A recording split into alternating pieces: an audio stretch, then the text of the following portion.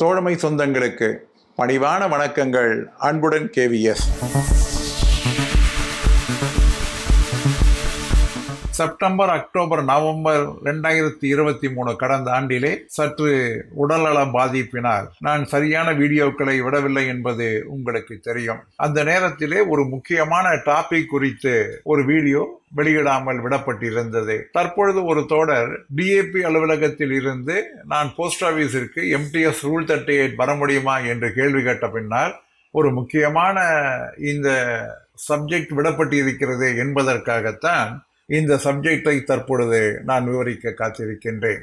அதாவது அஞ்சல் இலாக்கா 29/9/2023 ஆணையின் மூலமாக இந்திய அஞ்சல் துறையிலே பணியாற்றக்கூடிய அனைத்து MTSகளையும் ஒரு யூனிஃபிகேஷன் கேடர், அவைகள் அனைத்தையும் ஒருங்கிணைத்து ஒரு கேடராக ஆக்கியிருக்கின்றார்கள். இதனால் வரை தனித்தனியாக, அதாவது சபார்டினேட்டுக்கு ஆபீஸ் இருக்கின்றால், அதாவது போஸ்ட் ஆபீஸ் RMS என்று இருந்தால் தனித்தனியாக, சர்க்கிள் ஆபீஸ் RO என்று இருந்தால் தனியாக, போஸ்டல் அக்கவுண்ட் சிவில் விங் இருந்தால் தனித்தனியாக இருந்த அனைத்து MTSகளும் தற்பொழுது சிங்கிள் கேடராக ஒருங்கிணைக்கப்படுகிறார்கள்.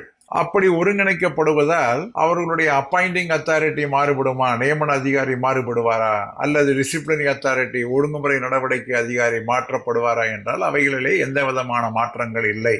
தற்பொழுது இருக்கக்கூடிய அந்த நிலையே தொடரும். ஒரு GDS என்பவர் அந்த ரெக்ரூட்டிங் டிவிஷனிலே சீனியாரிட்டி அடிப்படையிலே MTS பதவி உயர்வு தருவதற்கு தகுதி பெற்றவராக இருந்தால் அந்த ரெக்ரூட்மெண்ட் டிவிஷனிலே அவர் MTS ஆக பதவி உயர்வு பெறுவார். மாறாக GDS சீனியாரிட்டி படி வராமல் MTS தேர்வு எழுதினால் அவர்கள் தேர்வு எழுத விண்ணப்பிக்கின்ற பொழுதே ஆர்டர் ஆஃப் ப்ரெஃபரன்ஸ், அவர்கள் எதை விரும்புகின்றார்கள், அதாவது போஸ்ட் ஆபீஸா, circle office, DAP, civil wing என்பதை ஆர்டர் ஆஃப் ப்ரெஃபரன்ஸ் என்பதை அவர்கள் சமர்ப்பித்திட வேண்டும்.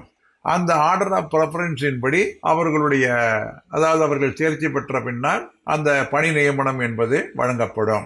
ஒருமுறை GDS MTS ஆக நியமனம் ஆகிவிட்டார், அவர் போஸ்ட்மேன், மெயில் கார்டு அவைகளை அஞ்சலகத்திலே இருந்தால் அந்த தேர்வு எழுதலாம். DAPக்கு அவர் நியமனம் செய்யப்பட்டால் DAPயிலே இருக்கக்கூடிய LDC பதவிகளுக்கு அந்த ரெக்ரூட்மெண்ட் படி அவர்கள் எழுதலாம். ஆனால் அவர்கள் அதாவது DAPயிலே பணிபுரியவர்கள் போஸ்ட் ஆபீஸிற்கோ அல்லது போஸ்ட் ஆபீஸ் பணிபுரியக்கூடியவர்கள் DAPயிற்கோ தேர்வு எழுத முடியாது. ஏனென்றால் இரண்டும் இரண்டு விதமான ரெக்ரூட்மெண்ட் ரூல்ஸை சார்ந்திருக்கின்றன. அதே போன்று ஒருவர் சீனியாரிட்டியிலே MTS ஆக தேர்ந்தெடுக்கப்பட்டால் அவர் எந்த கோட்டத்திலே தேர்ந்தெடுக்கப்பட்டாரோ அந்த கோட்டத்திலே தான் அவர் இருக்க வேண்டும். அதே போன்று ஒரு முறை MTS ஒரு சேனல் ஆஃப் ப்ரொமோஷனிற்கு அவர்கள் தேர்ந்தெடுக்கப்பட்டால், அதாவது செலக்ட் செய்து விட்டால், அதற்கு பின்னால் அவர்கள் அதிலே வரக்கூடிய அந்த பதவி உயர்வுகளுக்கு மட்டும்தான் பொறும். அதாவது PASAவாக மட்டும்தான் அவர்கள் தேர்வு எழுத முடியும். DAP அலுவலகமாக இருந்தால் DAP அலுவலகத்திலே மட்டும்தான் அவர்கள் தேர்வு எழுத முடியும். MTS ஊழியர்கள் மற்ற விங்கிற்கு ரூல் 37 கீழாக இடமாற்றம் செய்ய முடியாது. அவர்கள் ரூல் 38 இடமாற்றம் கோரலாம். அவ்வாறு இடமாற்றம் கோரக்கூடிய நேரத்திலே கூட அந்த சேம் சேனலிலே தான் POவாக இருந்தால் PO RMS இதற்குள்ளாக இடமாற்றம் பெறலாம். அதே போன்று DAP இருந்தால் DAPக்குள்ளதான் இடமாற்றம் பெற முடியுமே தவிர மற்றவர்கள் பெற முடியாது என்பது குறிப்பிடப்பட்டிருக்கிறது. இனிமேல் எதிர்காலங்களிலே MTS என்பது ஒரே ரெக்ரூட்மெண்ட் ரூல்ஸ் அடிப்படையிலே தான் தேர்வு என்பது நிகழும் என்று சொல்லியிருக்கின்றார்கள். மிக முக்கியமான ஒன்று யூனிஃபிகேஷன் ஆஃப் MTS கேடர் என்பதை நிச்சயமாக அனைவரும் அறிந்து கொள்ள வேண்டும் என்பதற்காகத்தான் இந்த பதிவினை தற்பொழுது வெளியிடுகின்றோம்.